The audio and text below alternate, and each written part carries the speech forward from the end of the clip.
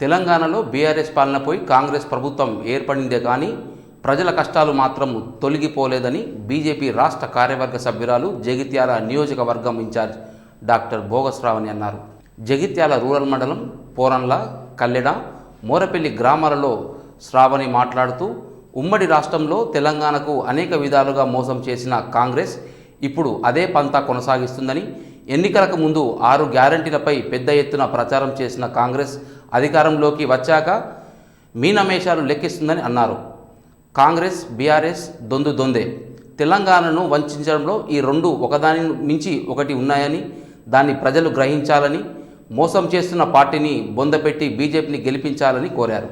మరి ఇక్కడ ఉన్నటువంటి కాంగ్రెస్ అభ్యర్థి ఏమో ఆయన ఏం చేసిండో ఆయన చెప్పుకోవస్తలేదు. 45 సంవత్సరాల నుంచి రాజకీయాల్లో ఉన్నాడు కానీ ఒక్కటి చేసిన పని లేదు, ఒక్కటి ఆయన సొంతంగా చేసిన పని లేదు. ఏమన్నా అంటే కొత్తదంట సెటిల్మెంట్లు అంట. ఏం సెటిల్మెంట్లు? పొద్దున్న లేతే కార్యకర్తలతో మీటింగ్ అంట. ఏమని కార్యకర్తలతో మీటింగ్? ఇగో నువ్వు బోగస్రావణి మీద ఈరోజు ఫోన్లో పోస్టులు పెట్టు, నువ్వెంత తిడితే నీకు అన్ని డబ్బులు.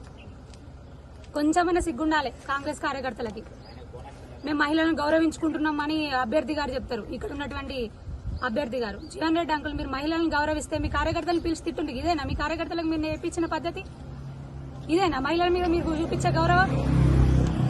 ఇగో బో అరవింద్ అన్నం తిట్టిన వాళ్ళకి ఇగో ఇంత, సాయంత్రం వచ్చి డబ్బులు తీసుకోపో. ఎవరు ఫోన్లు ఎక్కువ తిడితే వాళ్ళకని డబ్బులట. ఇగో లోకల్ ఉన్న పొరలలో ఉన్న, కళ్ళలలో ఉన్న, మోరపల్లిలో ఉన్న కార్యకర్తలను తిట్టు, పోస్టులు పెట్టు, వానికి ఎక్కువ వస్తాయి. వాళ్ళు మహిళలు కానీ ఎవరిని చూసలేదు, మహిళలను చూసలేదు, ఎవరిని చూసలేదు. తిట్టుడే ఇష్టం ఉన్నట్టు తిడతారా అమ్మాయి ఎవరన్నా? కొంచెమన్నా విజ్ఞత ఉండాలి, కొంచెమన్నా జ్ఞానం ఉండాలి. ఏం చూసుకుంటున్నారు? మీరు అభ్యర్థిగా పోటీ చేస్తున్నారు, జరంతా చూసుకోండి మీ కార్యకర్తల్ని ఏం పెడుతున్నారో, ఏం చేస్తున్నారో. మహిళల్ని గౌరవించే సంస్కారం మీ పార్టీలో లేనప్పుడు ఇంకా మిగతా మహిళలకు ఏం గౌరవిస్తారబ్బా?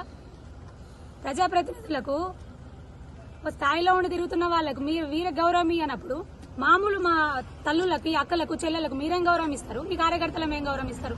ముందది చూసుకొని చెప్పండి. ఇదా మీరు చేసేది? అరే ఇది ప్రజాస్వామ్యం అండి, రాజ్యాంగం ఇచ్చిన హక్కు. మేం మోదీ గారు ఏం చేస్తున్నాడు, మా అరవింద్ అన్న ఏం చేసిండు? పసుపోటు తెచ్చిండు, ఎవరు వేలే. జాతీయ పసుపోటునే నిజామాబాద్ పార్లమెంట్ తీసుకొని వచ్చిండు. అది చెప్పుకుంటూ మేము ప్రచారం చేస్తున్నాం. మోదీ గారు ఏం చెప్తున్నారో ప్రచారం చేస్తున్నాం. మీరు చెప్పుకుంటూ ప్రచారం చేయండి. కానీ ఆడోళ్ళని తిట్టుకుంటూ, బూతులు తిట్టుకుంటూ ప్రచారం చేసుడేంది కాంగ్రెస్ వాళ్ళు? కొంచెమన్నా విఘ్నత ఉండాలి. దయచేసి ప్రజలందరూ ఇదంతా గమనిస్తున్నారు.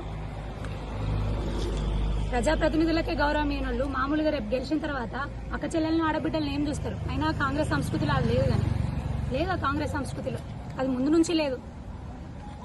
రాహుల్ గాంధీ గట్లనే ఉన్నారు, ఇక్కడ ఉండేటోళ్ళు కూడా గట్లనే ఉంటున్నారు. దయచేసి ప్రజలందరూ గమనించండి. నరేంద్ర మోదీ గారు దేశాన్ని ఎంత భద్రంగా చూసుకుంటున్నాడో, ఇటు మహిళలను గాని, రైతులను గాని, యువతను గాని, పేద బలగు బలహీన వర్గాలను గాని అందరినీ కలుపుకొని పోతూ వాళ్ళ సంక్షేమం కోసం పనిచేస్తా ఉన్నారు. ఇక్కడ ఉన్నటువంటి మన అభ్యర్థి అరవింద్ అన్న గారు కూడా అందరినీ గౌరవిస్తూ అందరి సంక్షేమం కోసం పనిచేస్తా ఉన్నారు. మళ్ళీ రెండోసారి ఎంపీగా గెలిస్తే మరిన్ని అభివృద్ధి సంక్షేమ పథకాలు మీకు చేస్తా అని మీ ముందుకొచ్చి ఉన్నాడు. మేము మీ జగిత్యాల నియోజకవర్గం తరపు నుంచి మేమందరం మా బాధ్యతను తీసుకుంటాము. మీకు ఏదన్నా చూసుకునే బాధ్యత మాది. మీకోసం నిలబడతాం, మీకోసం కలబడతాము. దయచేసి ఒక్కసారి ఆశీర్వదించండి. మే 13 కమలం పువ్వు గుర్తు బీజేపీ. మీరు వేసిన ప్రతి ఓటు కూడా నరేంద్ర మోదీ గారికి వెళ్తుంది. మరిగా అయోధ్య రామ మందిరం అయింది, కృష్ణ మందిరం మధులలో కూడా కాబోతుంది, కాశీలో కూడా శివాలయం కాబోతోంది. మరి మీ అందరి ఆశీర్వాదాలతోని, మీరు వేసే ఓట్లతోని అవన్నీ కూడా రూపుదిద్దుకుంటాయి. కమలం పువ్వు గుర్తు